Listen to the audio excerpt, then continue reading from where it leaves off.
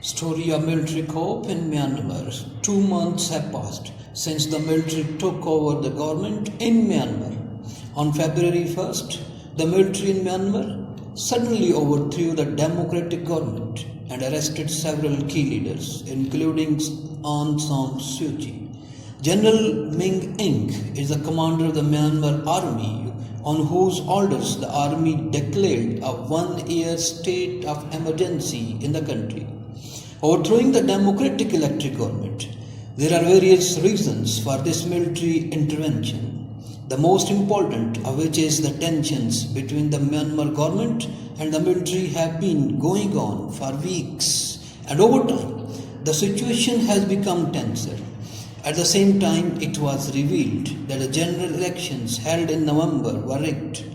In these elections, the National League for Democracy (NLD), the party of Aung San Suu, won quite easily. The army that overthrew the democratic government made serious allegations against the government. On the other hand, the citizens of Myanmar took to the streets against their own army. Unrest broke out across the country, which are now becoming more and more severe. According to international reports, more than 500 people have lost their lives so far in clashes with the army. The number of people injured and arrested is also very high. Despite this, the Myanmar army is not ready to retreat. Rather, its commander asking the people to support him for democracy. On the other hand, world's reaction is also notable.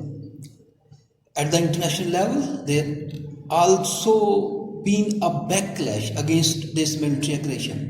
The United Nations has terminated the trade deal with Myanmar until the restoration of democratic government. The European Union, including the United States, Canada and the United Kingdom, has imposed sanctions on Myanmar's military generals.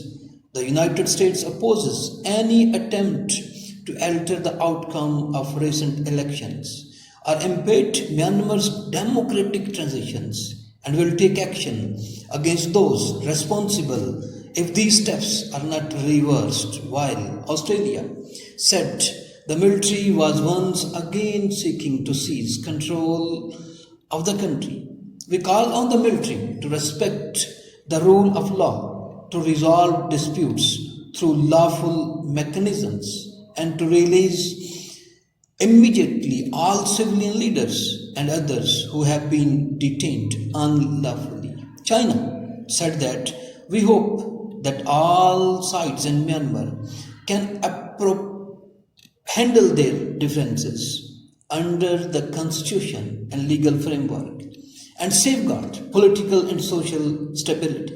So world's reaction is there, but still it is not affecting or working. Journals in Myanmar are not listening to anyone. Myanmar's history is also interesting. The military has ruled Myanmar for 5 decades. Myanmar has seen 2 previous coups since independence from Britain in 1948, one in 1962 and one in 1988. Once again, Myanmar military commander saying to the nation, I would seriously urge the entire nation to join hands with the nation for the successful realization of democracy. Now once again, 2 months have passed. World, including UN, has not taken any strict practical step against military coup in Myanmar. It is also obvious that Myanmar is not the first country where army has overthrown the elected government over corruption charges. The world's history is full of examples where military took charges by arresting people and have blamed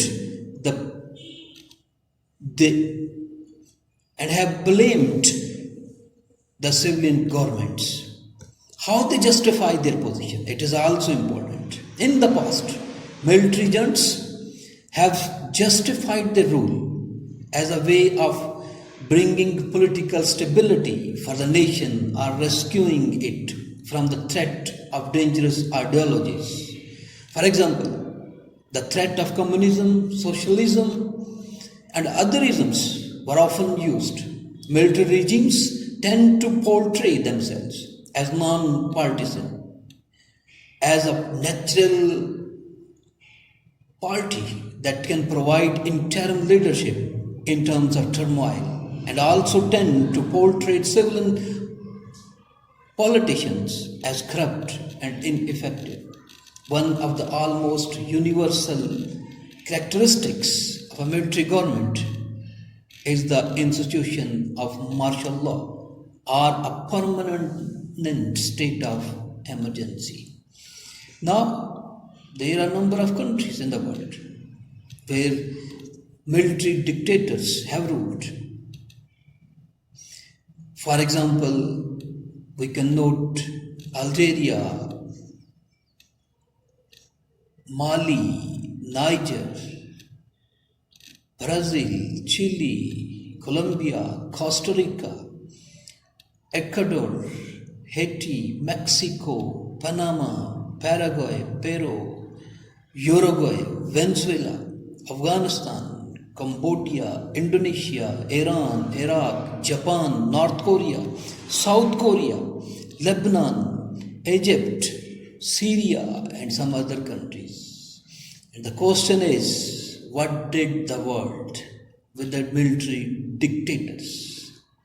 There are examples that the world has cooperated with the military dictators.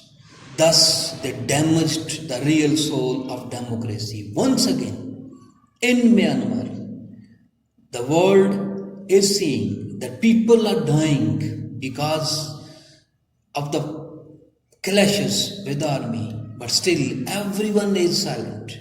No one is going to take any practical step. And this will certainly a big danger for this democracy. So, the world should think, particularly UNO should play its role, that the people who are elected by the people, they have the right, they have the powers to rule, not the dictators who have the powers of uniform. That's all.